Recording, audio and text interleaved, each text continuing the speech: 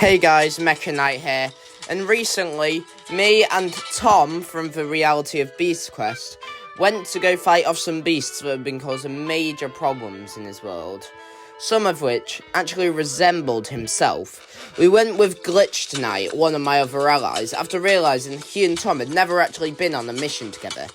The thing is, these four beasts we were hunting appeared like four of Tom's allies: Eleanor, Aduro, King Hugo, and himself. Me and Tom have some theories about what happened to create these beasts.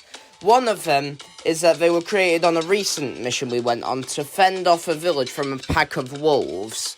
During the battle, Tom cut his arm, which usually would have been normal, but it fell into this pool of water in the centre of the village, which they claimed had healing properties. Not soon after, that village was destroyed by a beast who appeared like himself.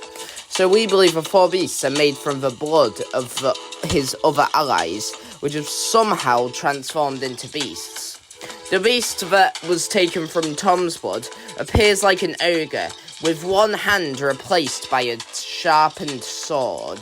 We've been calling this beast Tomogris, and the reason it's causing such a problem in Tom's world is because it seems to have a sort of rivalry with the other three beasts that, as I said, arrived.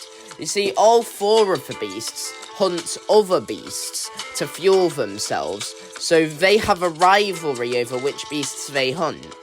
The most we've seen attack a single village at a time is three searching for the same beast, but I won't put it past them all to all hunt after the same and battle each other for it.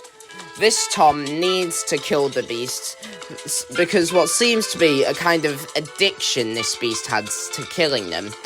The less he kills them, his body starts to wither and fade. But less about that, they also become more manic and furious, almost as if they need it for their mind to stay stable. One of the main reasons we went after this one first is because it had been hunting the last zombified good beast ever since the Beast Quest Zombies incident, Nanook. Now, Tom obviously didn't want Nanook to die, as Nanook defended the icy peaks of Avantia, so we went after this beast first. It has escaped, but it has received numerous injuries, and we cut off the other arm that didn't have a hand replaced by a sword. We hope to take it out soon, but obviously we've been preoccupied with lots of the other beasts. And another thing I noticed about this beast is when it bled, its blood hit the floor and caused a magical phenomenon where red veins spread across the ground. Glitch Knight and Tom actually got on really well in the quest, despite them coming from dimensions with almost entirely different backgrounds. I mean, Glitch Knight barely even remembers what dimension he comes from. But the next beast we fought was one that appeared like Tom's ally Eleanor. It was like a massive dragon beast that used its mind control abilities to take command over wolves, and could also shoot arrows at incredible speeds, so fast from its mouth that they caught fire, they were moving so quickly. We tried to take this one out as quickly as possible, knowing that if we let it move around in the battle, it would just find more wolves to join its rebellion against us. You may be wondering why Eleanor didn't actually join us in this quest. This is because she's helping hunt down the previously mentioned zombified Nanook, so that finally the chaos will be over.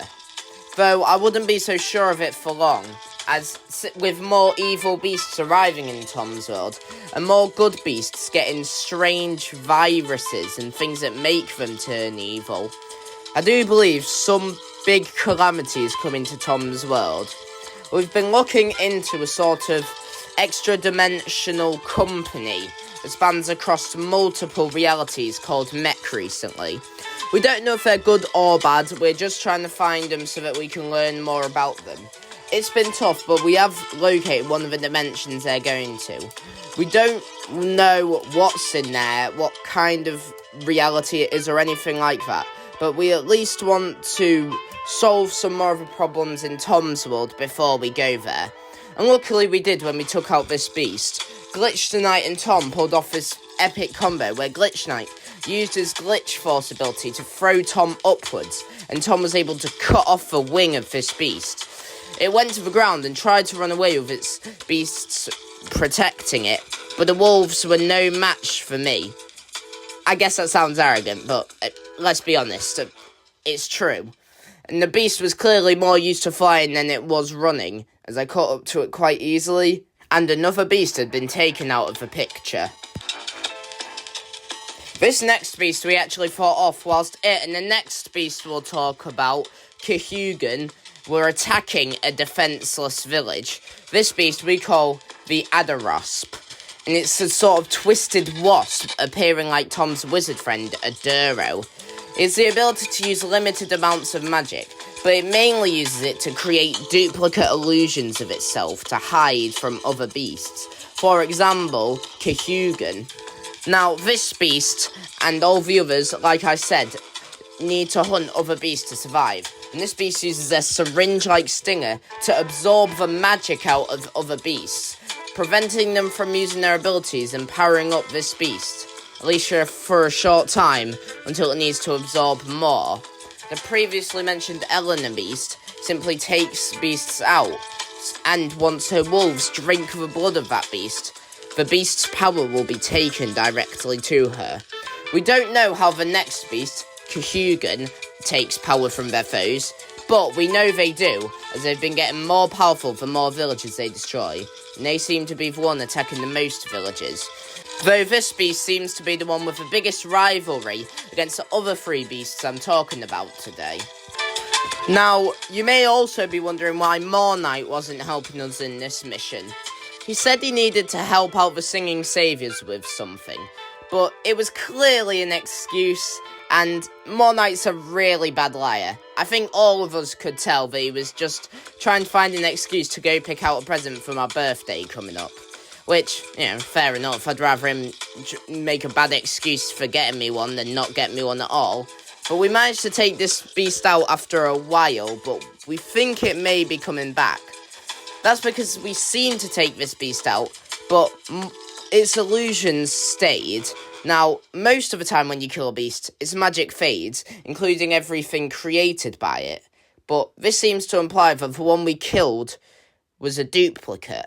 We believe this beast could only make duplicates that would, disappear into gas once touched, but who knows, maybe from absorbing so many beasts' power, it's gained the ability to make tangible clones. Finally, Cahugan, a beast that has actually taken the power of another beast, but not in the sense that all the other beasts I'm discussing today have. Instead of simply killing the beast and taking its abilities, it's enslaved it, but has killed many other beasts. Skollo is a beast that appears like a massive millipede, with hundreds of legs. It seems after this beast defeated it in a fight, it was initially going to absorb its energy, but some sort of magic link connected the two, and they formed an allyship with this twisted beast using Skollo as a sort of weapon, a whip of sorts, that it carries around to use as a living weapon. Now, we do not know why it did this for this beast specifically, but we believe it may be that the new evil that uncovered, that's creating all these new beasts, also created Skollo.